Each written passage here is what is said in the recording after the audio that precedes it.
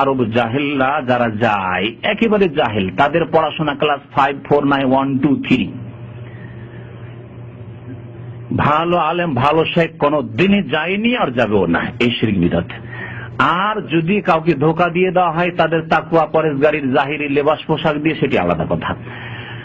তারা যখন যায় তাদেরকে উর্দু কিতাব আর বাংলা কিতাব দেওয়া হয় না, কারণ জানে যে এই কিতাবগুলিতে যে সব খোরাফাত আর শিরক বিদআত আছে, একটু আগে ফতোয়াতে উল্লেখ করলাম, সেগুলো যদি আরবরা জানতে পারে, যদিও আমাদের সাথে তবলিগে এসছে এই জাহেল আরবরা, কিন্তু এরা পালিয়ে যায়। যদি জানতে পারে যে নবী সাল্লাল্লাহু কবর থেকে হাত বেরিয়ে চলে আসে, আমাদের ধর্মে নবী সাল্লাল্লাহু কবর থেকে ওয়ালাইকুম সালামের জবাব আসে, নবী সাল্লাল্লাহু আলাইহি সাল্লামের কবর পাশে শুইলেই রুটি নিয়ে এসে হাজির হয়ে যান, সব কিছু এটা আছে, সব কিছু এটা আছে। এইসব কথা যদি আরব এই জাহেল তবলিগে যারা যাচ্ছে তারা যদি জানতে পারে, তো রাতারাতি ফ্লাইট না পেলে মনে হয় পালিয়ে চলে আসবে। কমপক্ষে এখান থেকে পালায়, কমপক্ষে শিরক বিদআত থেকে তো নাজাত পায়। এই জন্য চালাকি করে কি করা হয়, আরব তবলিগদেরকে রিয়াজুস সালেহিন ধরিয়ে দেওয়া হয়। রিয়াজুস সালেহিন ইমাম নববী রাহমাতুল্লাহ আলাইহি কোরআন হাদিস সম্বলিত কিতাব। কোরআনে আয়াত আছে যে কোন অধ্যায়ের প্রথমে কয়েকটি করে, আর তারপরে হাদিস আছে, এছাড়া আর কিছু নেই, তার নিজেরও বক্তব্য তেমন নেই, কোরআন এবং হাদিস। এই কিতাব ধরিয়ে দেয়।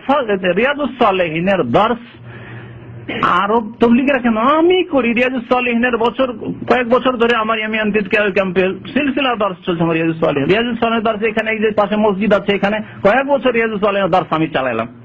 রিয়াজুস সালেহিন কোরআন এবং হাদিসের কিতাব। তাহলে আরবদেরকে বলে যে রিয়াজুস সালেহিন খুব ভালো কিতাব, এটা আপনারা পড়েন, আর এটাও রিয়াজুস সালেহিন সেম কিতাব।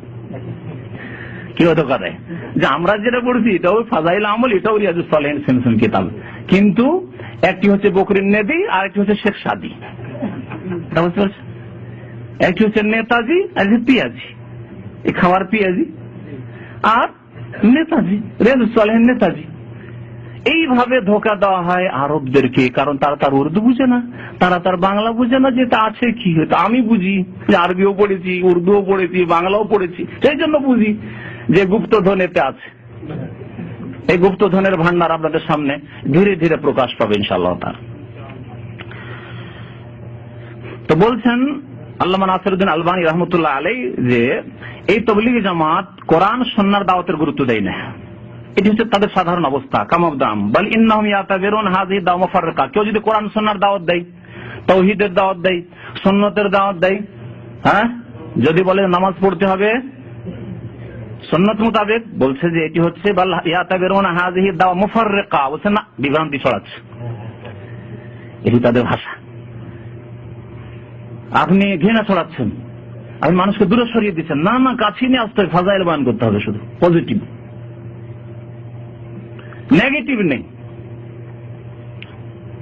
ফাজাইলে আমল বা তাবলীগী জামাতের যেটি মূল বিষয় সেটি হচ্ছে তাতে কি আছে, পজিটিভ আছে, তাতেও জালিয়াতে ভরা, পজিটিভ মানে শিরক বিদআত খোরাফাত কুসংস্কারে ভরা, আর নেগেটিভ মোটি নেই। না এটা করিয়েন না, এইভাবে নামাজ পড়িয়েন না, হ্যাঁ এইরকম নেই, ভুল করছেন এটা না, এসব নেই, এই কোর্স থেকে আউট একেবারে।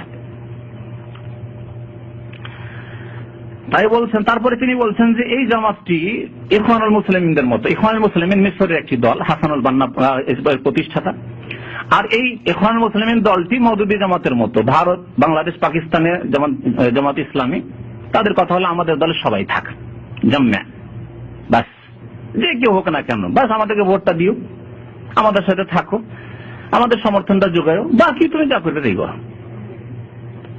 তো এই যে থিওরি আকীদা, যাই হোক, কবরে সিজদা করার অসুবিধা নাই। এই জন্য পাকিস্তানে যিনি ভাইস প্রেসিডেন্ট জামাত ইসলামীর, খান আব্দুল গাফফার, নামও বলে দিচ্ছি, মিয়া তোফাইলের পরে নাকি আছে কাজী হোসেন সাহেবের পরে তিনি হচ্ছেন ভাইস প্রেসিডেন্ট, মানে যেমন তেমন লোক না। বাংলাদেশে যেমন নিজামী সাহেব, তারপরে যে দ্বিতীয় স্থানে যে হতে পারে, বা গোলাম আজমের পরে যেমন নিজামী সাহেব ধরে নেয়, তো ওই রকম ব্যক্তিত্ব পাকিস্তানের এক মাজারে গেল, আর যাওয়ার পরে নিজে স্বয়ং নিজে হাতে পীরের মাজারে চাদর চড়িয়ে আসলো।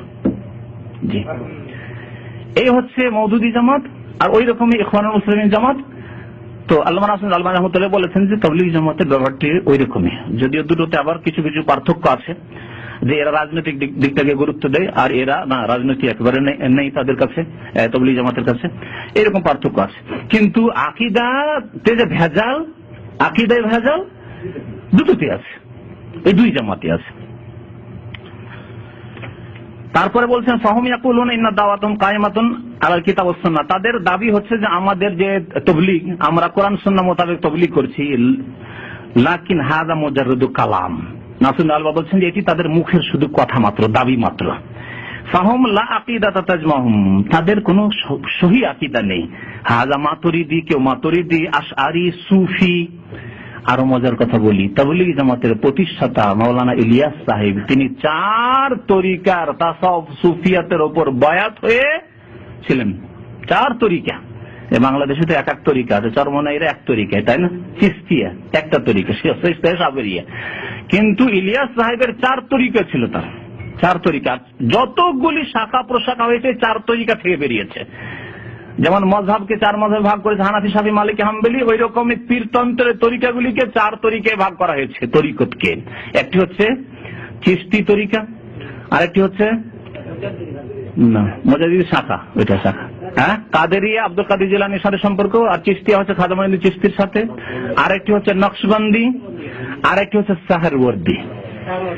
এই 4টি তরিকা থেকে শাখা প্রশাখা হয়ে হাজার হাজার লক্ষ লক্ষ তরিকা বেরিয়েছে। বাংলাদেশ সম্পর্কে একটি পত্রিকা তাহরিকে কয়েক বছর আগে লিখেছিল যে পরিসংখ্যানে দেখা গেছে বাংলাদেশে 2,98,000 পীরের তরিকা আছে, আর সবগুলির মূল হচ্ছে এই 4টি তরিকা, যে তরিকাগুলি বললাম। আর এই মূল 4 তরিকার উপর বায়াত হয়েছিলেন ইলিয়াস সাহেব, যিনি তাবলীগ জামাতের প্রতিষ্ঠাতা। সুতরাং বলছেন যে এদের মাতুরিদি আকীদা, আশারি আকীদা, সুফি আকীদা, ওয়া হাযা লা মাযহাব লাহু, এমন আছে যে না, ও মাযহাব হচ্ছে যে আমি এসেছি তাবলীগে, সারা জীবন ভুলভ্রান্তি করে সেজন্য চলে এসেছি, কোনো কিছু জানে না, কোনো জ্ঞান নেই তার। তো যাই হোক, এই ছিলেন আল্লামা নাসিরুদ্দিন আলবানী রাহমাতুল্লাহ আলাইহির ফতোয়া। আরো বেশ কিছু কথা তার ফতোয়াতে আছে, আরো দুটি কথা শুনে বলছেন ফাদাওয়াতু জামাতুত তাবলীগ সুফিয়াতুন আসরিয়া, আরেকটি গুরুত্বপূর্ণ কথা। সুতরাং তাবলীগ জামাতের যে তাবলীগ সেটি হচ্ছে মডার্ন সুফিজম, আসরিয়াতুন মানে মডার্ন, সুফিজম সুফিবাদ। এই তাবলীগ জামাত কায়েমই হয়েছিল এই সুফিবাদের প্রচারের জন্য। আরেকটি কথা অতিরিক্ত বলি, আমার সাথে শিক্ষকতা করেছেন মদিনা ফারেক, আমার 1 বছর আগে ফারেক হয়েছেন, বিহারের লোক এক ভাই। তো তিনি ওই মেওয়াত এলাকা গিয়েছেন, আমি মেওয়াতের কাছাকাছি গেছি, মেওয়াত যাইনি, মেওয়াতটা দিল্লির একটু বাইরে পড়ছে। বলছেন যে মেওয়াত এলাকায় প্রথম ইলিয়াস সাহেবের জামানায়, আজকে থেকে ধরেন 80-90 বছর আগে, বেশ কিছু মযহাবপন্থী মুকাল্লিদরা আহলে হাদিস হয়ে যায়। রহস্য শোনাচ্ছে আপনাদেরকে। আহলে হাদিস যখন হয়ে গেল তখন এদের মাথা ঘুরে উঠলো, জারি তত আমাদের হানাফি কমে যাচ্ছে। যেমন অনেকের মাথা ঘুরে আমাদের শত্রুতা কেন, কোরআন এবং হাদিসের আমল করতে লাগলে তখন মাযহাবি গোঁড়ামি ছেড়ে দিল, মাথা খারাপ হয়ে গেল, আমাদের তো লোক কমে যাচ্ছে। কিন্তু কোরআন এবং হাদিস, আল্লাহ এবং রসুলের কথা যা মানছে কথা না, আমাদের তো এক মাযহাব থেকে আরেক মাযহাবে ঢুকিয়ে দিন আপনাকে। আমরা বলছি আল্লাহ এবং রসুলের কথা মানেন, কোরআন এবং হাদিসের কথা মানেন। যদি করতাম যে হানাফি মাযহাব থেকে বের করে নিয়ে শাফি বানিয়ে দিতাম, তাহলে বলতেন না না এটা তো কাম খারাপ হচ্ছে, হানাফি আর শাফিতে পার্থক্য কি, দুটোই সমান সমান। কিন্তু আমরা তো তা করি না, আমরা বলছি যে মানুষের ব্যক্তি পূজা বাদ দিয়ে কি করো, কোরআন সুন্নাহর অনুসরণ করো। যখন আহলে হাদিস হয়ে গেল কিছু লোকেরা, তখন মাথা খারাপ হয়ে গেল। ইলিয়াস সাহেব তখন পরিকল্পনা তৈরি করলেন, এই জামাত তৈরি হলো। এটি একটি কারণ তাবলীগ জামাত তৈরি হওয়ার। যদিও তারা লিখেছে তার সাথে সাথে বেদিনী, অবশ্যই বেদিনী এখনো আছে, তখনও ছিল বেদিনী, বেদিনী সব জায়গায় ছিল, বেদিনী মানুষ নামাজ রোজা করে না ইত্যাদি ইত্যাদি, এসব দেখেছেন। তারপর তাবলীগ জামাত প্রতিষ্ঠা মেওয়াত থেকে কেন শুরু হলো এর রহস্য, এই জন্য মেওয়াত থেকে শুরু হলো যেগুলোকে ফেরাও, কেন আহলে হাদিস হয়ে গেল। তাহলে তাবলীগ জামাতের উদ্দেশ্য প্রথম শুরুই হয়েছে 2টি উদ্দেশ্য নিয়ে, একটা হচ্ছে তিনি তার ভাষায় বলেছিলেন তাহনিফ, আর একটা হচ্ছে তাসাউফ। এরা হানাফি মাযহাব ছেড়ে দিয়ে আহলে হাদিস কেন হলো, হানাফি বানাও, ফিরে আসো হানাফিতে, আর এদেরকে সুফি বানাও, মানে পীরের মুরিদ বানাও। চিশতি হোক, না হয় নকশবন্দি হোক, না হয় কাদেরি হোক, না হয় সাহারওয়ার্দী মুজাদ্দিদি হোক, যা হোক হোক একটা পীরের মুরিদ। তাহলে এই জামাতের উদ্দেশ্য হচ্ছে এই। তাই আল্লামা নাসিরুদ্দিন আলবানী রহমাতুল্লাহ আলাইহি ওই রকমই কথা বলেছেন যে জামাতে তাবলীগ হচ্ছে সুফিয়াতুন আসরিয়া, মডার্ন সুফিজম।